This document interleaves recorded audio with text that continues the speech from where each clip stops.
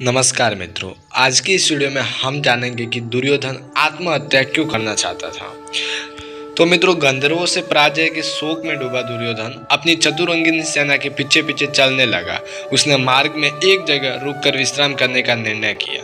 तभी वहां उसका प्रिय मित्र अंगराज कर्ण भागता हुआ आया। कर्ण ने कहा, हे राजन, भाग्यवश आपको कामरूपी गंधर्वों पर विजय मिली। भाग्यवश ही आपसे मैं फिर मिल सका। मैं बाणों से शत विकसत हो गया था। गंधर्व मेरा पीछा कर रहे थे, इसलिए मुझे युद्ध के मैदान से दूर जाना पड़ा। इस भयंकर युद्ध में आप और आपके भाई विजयी होकर सुरक्षित लौट आए हैं, यह देखकर मैं आश्चर्यचकित हूँ।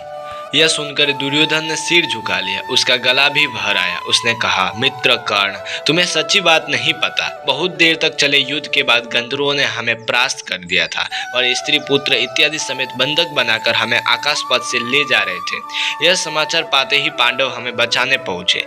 इसके बाद गंधर्व राज चित्रसेन और अर्जुन हमें युधिष्ठिर के पास ले गए। युधिष्ठिर के अनुरोध के बाद गंधर्व राज चित्रसेन ने हमें मुक्त किया। और दुर्योधन ने कहा कि चित्रसेन ने जब युधिष्ठिर के सामने यह बताया कि हम लोग सपरिवार पांडवों की दुर्दशा देखने आए थे, तो मैं इतना लज्जित हुआ कि मेरा धरती में समा जाने का मन हुआ। इससे अच्छा होता कि हम लोग युद्ध में मारे जाते। मैं अब हस्तिनापुर नहीं जाऊंगा, उपवास कर यही प्राण त्याग करूंगा। तुम लोग लौट जाओ। दुर्योधन ने अपने छोटे भाई दुशासन को आदेश देते हुए कहा कि वह कर्ण और शकुनी की मदद से हस्तिनापुर का राज चलाए। यह सुनकर दुशासन अपने बड़े भाई के पैरों में गिर पड़ा। वह बड़े ही कातर स्वर में बोला, यह कभी नहीं हो सकता। न तो आप आत्महत्या करके अपने प्राण त्यागेंगे और ना ही मैं कभी आपकी जगह राज संभालूंगा। कर्ण भी दुर्योधन को आत्महत्या करने से रोकने के लिए समझाने लगा। कर्ण ने कहा, राजन, आपके चित्त को इतना दुर्बल होना शोभा नहीं देता। सेना नायक कई बार युद्ध में बंदी बना लिए जाते हैं। उनकी सेना उन्हें शत्रु से भी मुक्त भी कराती है। यदि पांडवों ने आपको मुक्त कराए तो इसमें लज्जा की क्या बात है। पांडव भी आपके राज्य के निवासी हैं, आपके दास भी हैं, इसलिए ही आपकी सहायता को भागे भागे आए।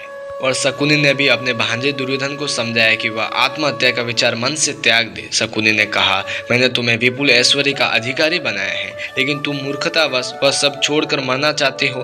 पांडवों ने तुम्हारा उपकार किया है तो इस पर तुम्हें खुश होना चाहिए। तुम पांडवों के साथ भातृ प्रेम दिखाओ, उन्हें उनका पैतृक राज्य लौटा दो। इससे तुम्हारे यश, धर्म और सुख में वृद्धि होगी। लेकिन इन बातों का दुर्योधन पर कोई असर नहीं हुआ। उसने उपवास करके प्राण त्यागने का इरादा नहीं छोड़ा। तब उसके शुभ चिंतकों ने कहा, राजन, जो गति आपकी वही हमारी, हम आपको छोड़कर नहीं जाएंगे। उसके बाद दुर्योधन ने आचमन कर खुद को शुद्ध किया और कुछ वस्त्र धारण करके स्वर्ग लाभ की कामना के साथ कुछ शैया पर लेट गया। अब दुर्योधन को बचाने का बीड़ा दानवों ने उठाया, जो देवों से पराजित होकर पाताल में वास कर रहे थे। दुर्योधन के प्रायोपवेशन यानी प्राण त्याग व्रत से चिंतित होकर उन्होंने एक यज्ञ किया। यज्ञ संपन्न होने पर मुंह खोले एक राक्षसी प्रकट हुई। उसने दानवों से पूछा कि उसका आह्वान किस लिए किया गया है। दानवों ने कहा कि दुर्योधन प्राण त्याग व्रत कर रहे हैं, उन्हें यहाँ ले आओ। पलक झपकते ही दानवी दुर्योधन को पाताल ले आए। दानवों ने दुर्योधन को समझाते हुए कहा कि भरत कुल पालक राजा दुर्योधन, आत्महत्या से अधोगति मिलती है और यश की हानि होती है, इसलिए निर्जल रहकर आत्महत्या करने का विचार त्याग दे। हमने महादेव की तपस्या करके आपको पाया है। उन्होंने आपके शरीर का ऊपरी हिस्सा वज्र की तरह मजबूत और अस्त्रों से अभेद्य बनाए हैं। दानव दुर्योधन का बखान करते हुए आगे बोले कि पार्वती ने आपके शरीर के निचले हिस्से को पुष्प की तरह कोमल और नारियों की तरह मनोहर बनाया है। आप महेश्वर महेश्वरी द्वारा निर्मित है, इसलिए साधारण मनुष्य नहीं बल्कि दिव्य पुरुष हैं। आपकी सहायता करने के लिए दानवों और असुरों ने भूलोक में जन्म ग्रहण किया है। वे भीष्म, द्रोण, कृप इत्यादि की देह में प्रवेश करेंगे। ये सभी लोग दया त्याग करके आपके शत्रुओं से युद्ध करेंगे और पुत्र, भ्राता, बंधु, शिष्य किसी को नहीं छोड़ेंगे। दानवों ने बताया कि मार डाले गए नरकासुर की आत्मा कर्ण की देह में जाकर कृष्ण और अर्जुन के साथ युद्ध करेगी। हमने हजारों दैत्यों और राक्षसों को प्राण न्योछावर करने वाले योद्धाओं के रूप में तैयार किया है, जो अर्जुन का वध करेंगे। आप शत्रुहीन होकर पृथ्वी का भोग करेंगे, इसलिए शोक छोड़कर अपने घर जाइए। अगर पांडवों के साथ देवता हैं तो हम आपके साथ हैं। दानवों ने दुर्योधन को ढांढस बधाते हुए आलिंगन किया। राक्षसी ने उसे वहीं पहुंचा दिया जहां से लाई थी। इस तरह का सौपन देखने के बाद दुर्योधन को दृढ़ विश्वास हो गया कि पांडव युद्ध में पराजित होंगे।